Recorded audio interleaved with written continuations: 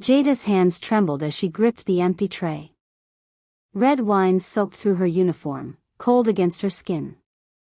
The manager of Rosso Impero, Vincent, a man who'd made her life hell for 6 months, stood inches from her face, his finger jabbing toward the polished marble floor. "Get on your knees and apologize to Mr. Hartwell. Now." She looked at the man seated at table 7. Silver hair perfectly styled.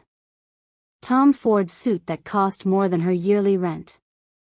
And that smile, cold, satisfied, like a predator that had just cornered its prey. Gregory Hartwell had knocked the wine glass from her tray himself. She'd watched his hand move deliberately, almost lazily, sending Barolo cascading across white linen and onto his lap. Everyone in the dining room had seen it. But no one would say a word. "I won't kneel," Jada said quietly, her voice steady despite the storm raging inside her chest. "I didn't do anything wrong." Vincent stepped closer, his breath hot with espresso and cruelty. "Then you're fired. And you'll pay for the bottle you wasted. $400. Out of your final check. $400. Malik's medication. 3 weeks of overdue rent. The electric bill notice that came yesterday." Jada felt tears burning behind her eyes, threatening to spill, but she locked her jaw and refused to let even one fall. She wouldn't give them that satisfaction. Not these men. Not today. That's when she heard the footsteps. Heavy. Deliberate. The kind of footsteps that make silverware stop clinking against china. The entire restaurant seemed to hold its breath. Even Vincent turned his head, and for the first time that night, Jada saw fear flicker across his face. A man was crossing the main dining room. Tailored black suit that moved like liquid shadow. Crisp white shirt with the top 3 buttons undone, revealing the edge of an intricate tattoo that climbed his neck, something dark and beautiful and dangerous. Eyes so brown they looked black in the dim light, the kind of eyes that stripped away pretense and saw straight through to bone. Salvatore Corsetti. Even Jada knew that name. Everyone in New York did. You didn't work in an Italian restaurant in Manhattan without hearing whispers about who really owned it. She'd seen him once before, months ago, emerging from the private dining room surrounded by men in expensive suits with hard faces. She'd looked down immediately, the way she'd been taught to make herself invisible. But now he was walking toward her. His men materialized from nowhere, 3 of them, positioning themselves near the exits with the casual precision of people who'd done this 1,000 times. The restaurant's ambient noise died completely. Crystal chandeliers cast sharp shadows across Salvatore's face as he stopped 2 meters from where she stood, wine-stained and trembling. He looked at Vincent. Only at Vincent. His voice, when it came, was quiet, controlled, and absolutely terrifying. "Repeat what you just said. If this story touches your heart, subscribe to the channel and leave a like. Comment where you're listening from. And if you feel it was really worth it, consider becoming a member to get early access to upcoming stories. Your support makes all the difference." Vincent's mouth opened, then closed. His face had gone from red to pale in seconds. "Mr. Corsetti, there was an incident with. I asked you to repeat yourself." Salvatore's voice didn't rise. It didn't need to. The temperature in the room seemed to drop 10 degrees. "Tell me again what you just said to her." "She spilled wine on Mr. Hartwell's." "No." Salvatore cut him off with a single word. His gaze finally moved, sweeping across the dining room with surgical precision. He looked at Hartwell, still seated at table 7 with that smirk beginning to fade.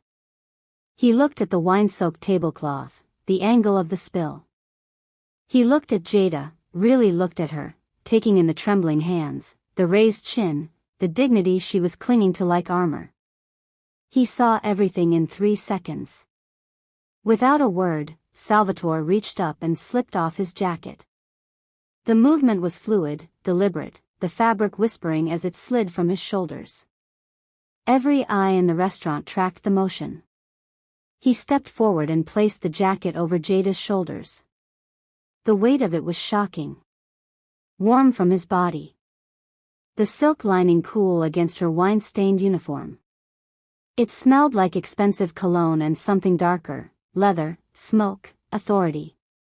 Jada stood frozen, unsure whether to accept it or refuse it, but his hands were already adjusting it gently at her shoulders, a gesture so unexpectedly protective it made her throat tighten.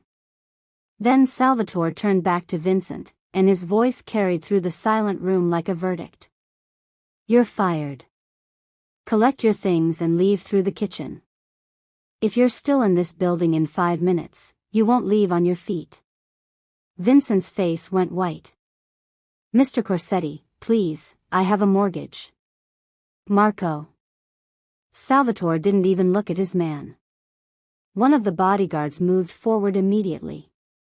Vincent stumbled backward, then fled toward the kitchen. Salvatore's attention shifted to the chef who'd been watching from the kitchen doorway, the one who'd laughed when Hartwell knocked the glass. "You too.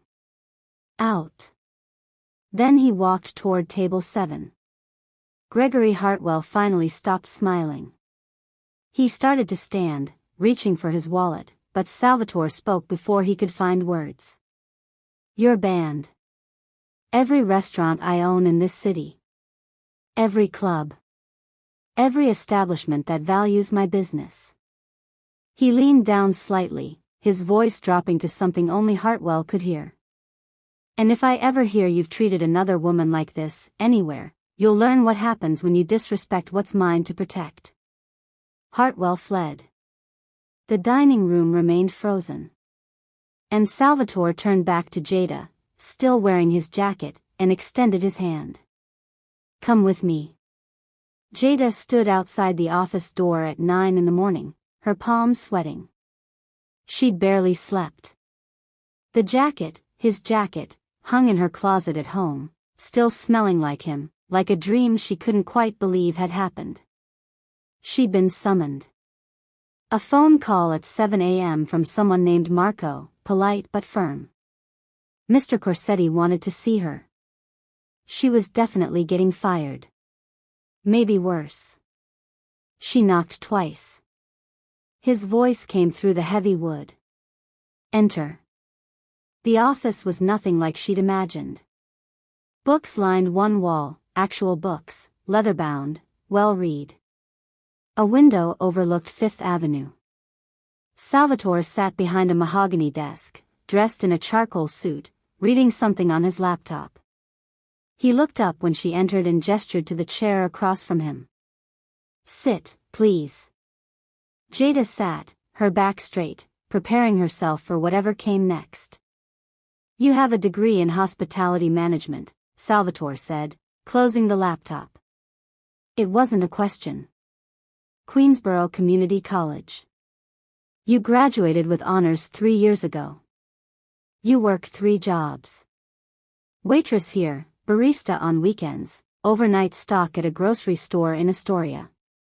You're supporting your younger brother, Malik, who has sickle cell anemia. His medications cost approximately $4,000 monthly, even with subsidized insurance." Jada's breath caught. "How do you?" "I make it my business to know who works for me." He leaned back in his chair, studying her. "Especially when they demonstrate the kind of character you showed last night. So here's what's going to happen. I'm offering you the general manager position. $65,000 annually. Full health insurance that will cover your brother. Dental. Vision. You'll oversee daily operations, manage staff, handle vendor relationships." The room tilted. Jada gripped the armrests. "I don't understand. Why would you?" "Why?"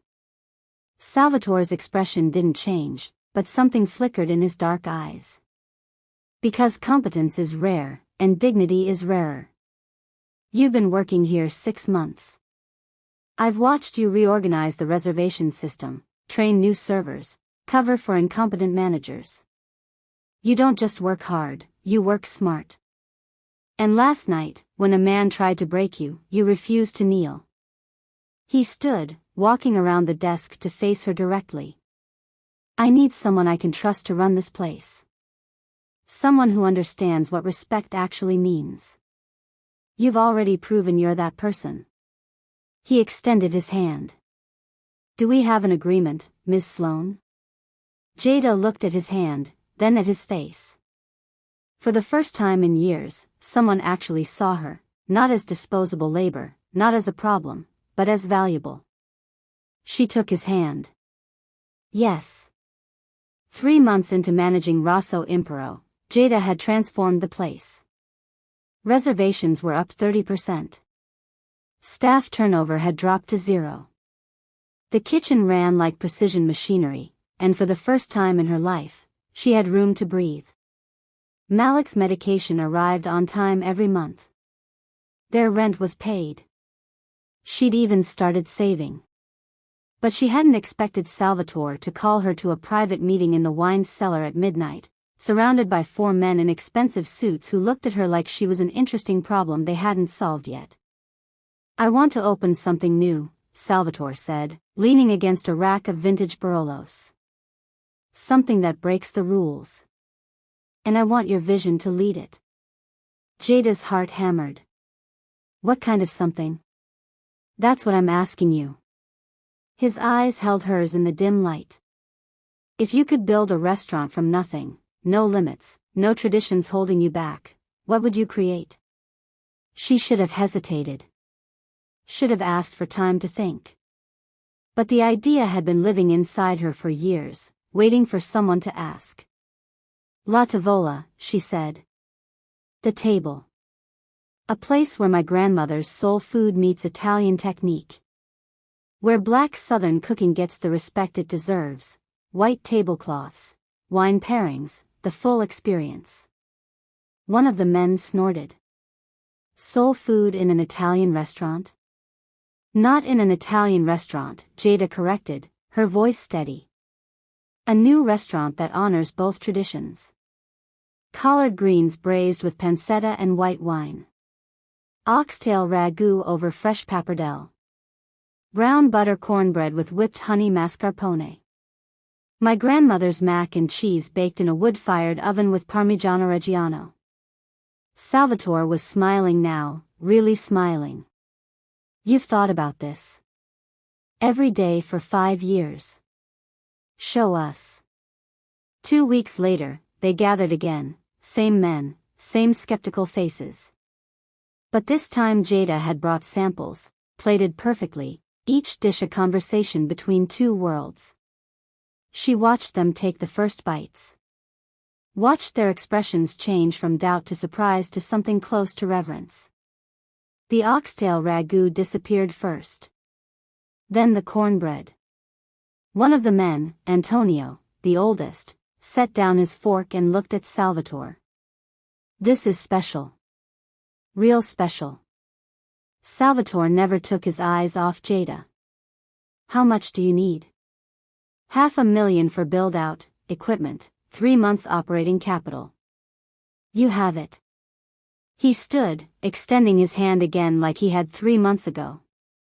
La Tavola opens in 6 months. Make it everything you just showed us. Jada shook his hand, and this time, she let herself smile. I will. The construction on La Tavola was ahead of schedule. Jada spent her days at Rosso Impero and her evenings at the new site in Tribeca, watching exposed brick get cleaned, watching her vision take physical form. She'd never been happier. Then the Genovese soldier found her. It was 11 p.m., and she was walking from the subway to her building in the Bronx. He stepped out from between parked cars, thick neck, dead eyes, the kind of man who'd hurt people for a living and stopped counting years ago. You're the black bitch shacking up with Corsetti. Not a question. His voice was casual, conversational. Thinks he can put his hands on our business, parade you around like some kind of statement. You listening? Jada's keys were already wedged between her fingers. I don't know what you're talking about. Tell your boss his mongrel restaurant won't last a month. Tell him we don't forget disrespect. He stepped closer, and she could smell alcohol and malice. Tell him blood doesn't mix. You stay in your place, or we'll put you there. He walked away before she could respond, disappearing into the darkness like he'd never existed. Jada made it to her apartment before her hands started shaking. 3 days later, she got the call at 6 a.m. La Tavola's windows had been shattered. Every single one.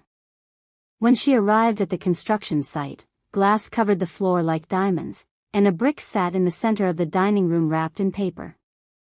The note was short: blood doesn't mix. Stay in your place. She was still standing there, staring at the destruction, when Salvatore arrived with 2 men she'd never seen before. These are Luca and Dante, he said quietly. They'll be with you from now on. Everywhere you go. I don't need bodyguards. The words came out sharper than she intended. I'm not some damsel. Jada. He said her name like a prayer. Stepped closer, close enough that she could see something raw in his eyes, not possession, not control, but genuine fear. They already threatened you. They destroyed what we're building. I can't, he stopped, his jaw tight. I can't lose you. Please. Let me do this. She saw it then. The way his hands weren't quite steady. The shadows under his eyes that hadn't been there a week ago. He wasn't trying to own her. He was terrified of failing to protect her. Okay, she whispered. Something shifted between them in that moment, in that room full of broken glass, something neither of them could take back. The call came at 3 a.m. Luca's voice was tight, controlled. There's been an incident. Mr. Corsetti is at Mount Sinai. Private floor. Come now. Jada didn't remember getting dressed or the car ride through empty streets. She only remembered running through the hospital corridor, past armed men who stepped aside when they saw her face, past nurses who looked away because they'd learned not to ask questions. The private room smelled like antiseptic and something metallic underneath. Salvatore lay in the bed, skin too pale against white sheets, hooked to machines that beeped steadily. Bandages wrapped his left shoulder. And 4 snaked into his right arm. His eyes opened when she entered. You shouldn't be here. Shut up. She pulled a chair to his bedside, her hands finding his. What happened? Peace negotiation in Brooklyn. Wasn't peaceful. His voice was rough, strained. 2 bullets. Shoulder and abdomen. They say I'll live, if that's worth anything. It's worth everything. The words came out broken. He looked at her then, really looked at her, and something cracked in his expression. I'm tired, Jada. So tired.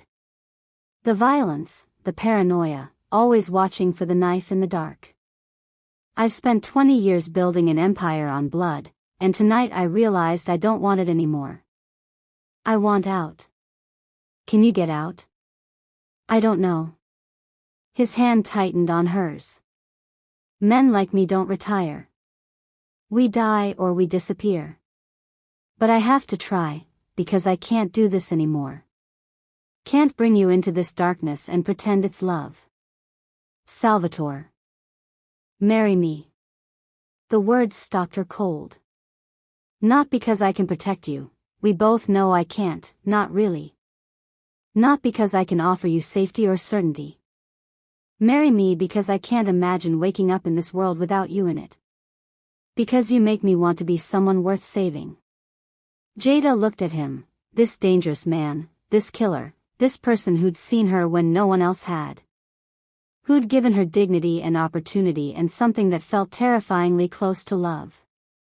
She knew what she was choosing. Knew the risk, the danger, the impossibility of it. "Yes," she said, and leaned forward to kiss his forehead. "Yes, I'll marry you." His eyes closed, and for the first time in years, Salvatore Corsetti looked at peace. The private estate in Westchester was transformed with white roses and string lights that turned the garden into something from a dream.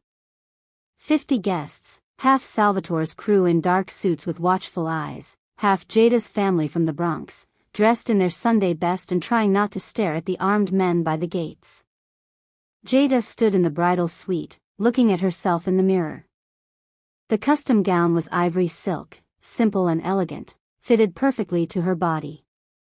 Her grandmother's pearls rested against her collarbone, the only jewelry she wore, the only jewelry she needed. Her hands were steady now. No trembling. No fear. A knock at the door. Malik entered, and she had to fight back tears.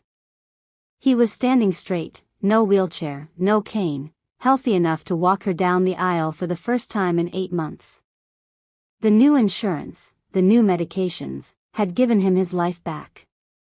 "You look beautiful," he said softly. "You sure about this?" "I've never been more sure of anything." He offered his arm. "Then let's go marry you to a mob boss." The ceremony was quick, intimate. A string quartet played Puccini. Jada walked down the rose-petal aisle on Malik's arm, and when she looked up, Salvatore was waiting at the altar in a black tuxedo, his shoulders still healing beneath the tailored fabric. His eyes never left hers. The officiant spoke words about love and commitment, but Jada barely heard them. She only heard Salvatore when it came time for his vows. "I don't have pretty words," he said, his voice carrying across the silent garden.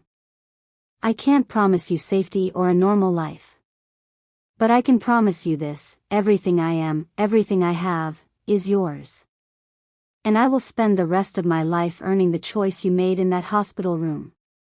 You saved me, Jada. Let me spend forever trying to deserve it."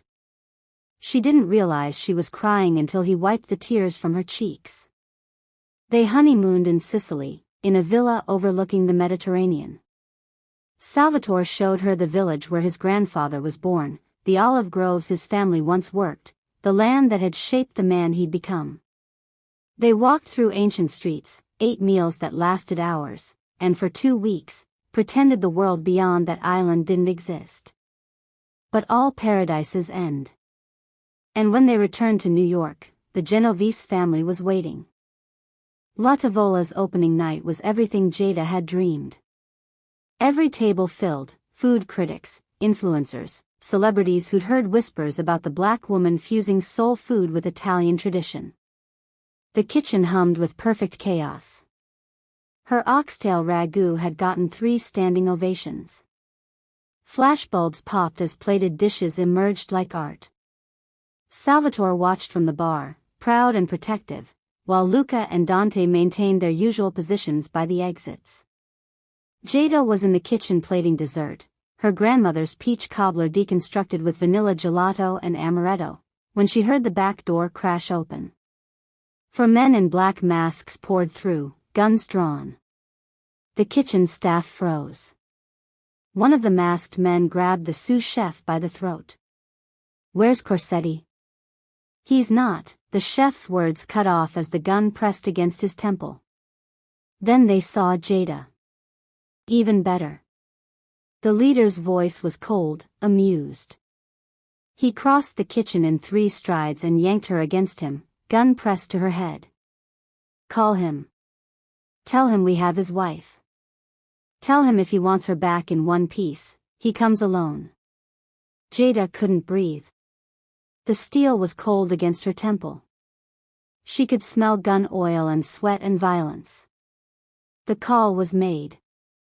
3 minutes later, the dining room erupted in screams. Salvatore came through the kitchen doors with Luca, Dante, and 4 other men, guns already drawn. "Let her go. You know what this is." The man holding Jada tightened his grip. "The Genovese family sends there." Everything happened at once. Salvatore's shot took the man holding Jada in the shoulder. She dropped as gunfire exploded around her, deafening, endless. She covered her head, pressed against the industrial refrigerator, surrounded by the smell of gunpowder and blood. When silence finally came, two masked men lay dead on the tile. One had escaped through the back. Salvatore was kneeling beside her, blood on his shirt, not his, checking her for wounds with shaking hands. "I'm okay," she whispered. "I'm okay." But she wasn't.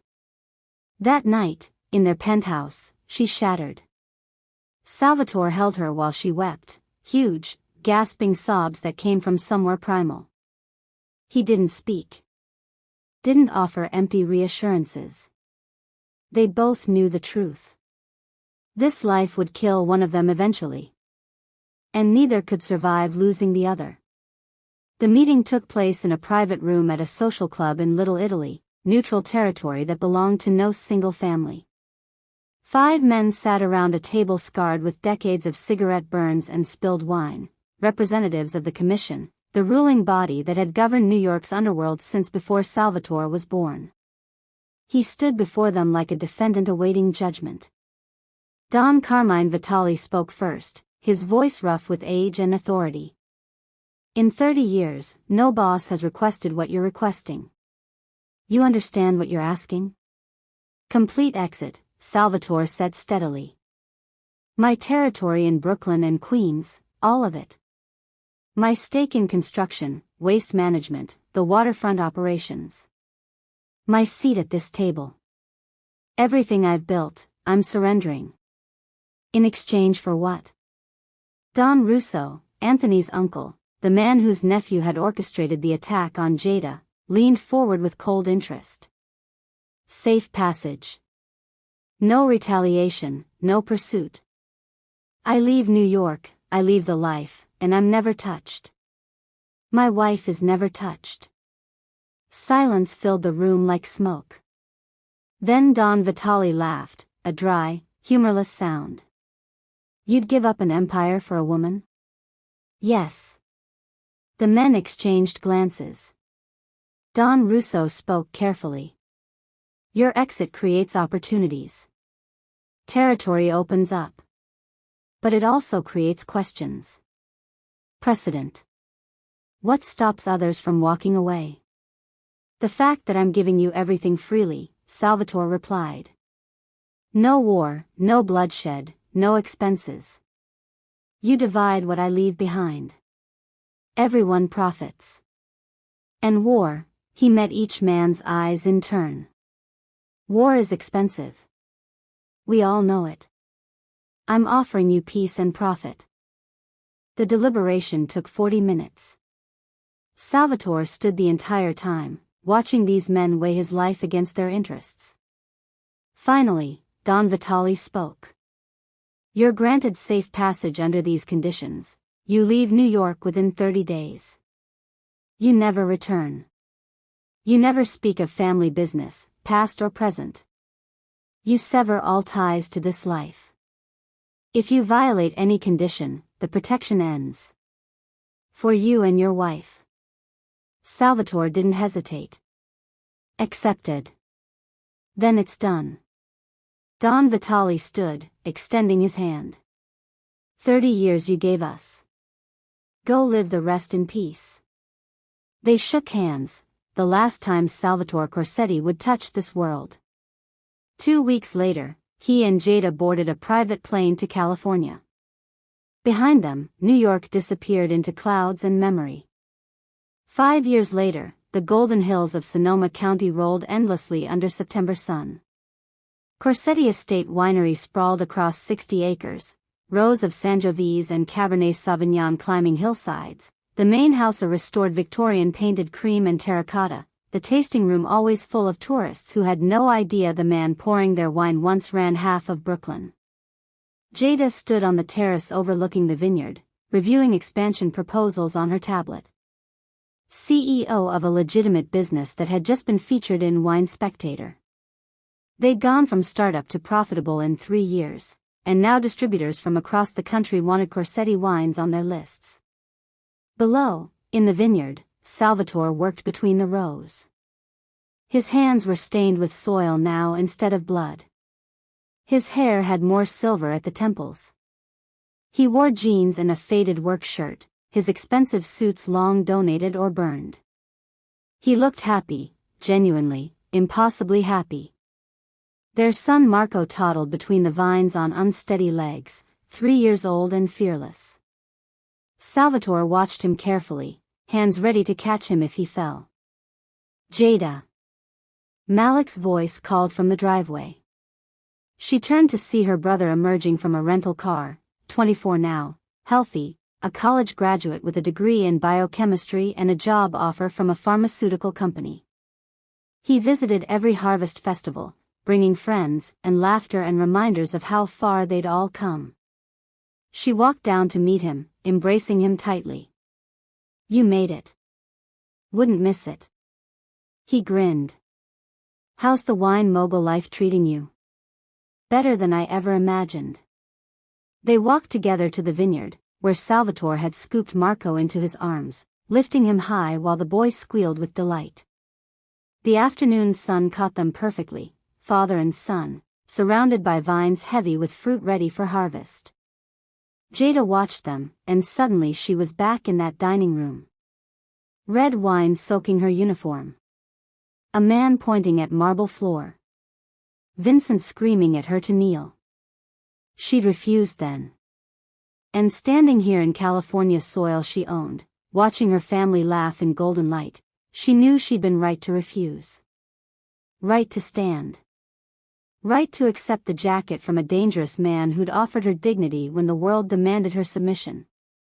She stood then. She stands now. And she will never kneel again. If this story touched your heart, subscribe to the channel and leave a like. Comment where you're listening from. And if you felt it was really worth it, consider becoming a member to get early access to upcoming stories. And if you felt this story was really worth listening to, click the super thanks button. Your gesture makes all the difference and helps us continue creating stories that touch the soul.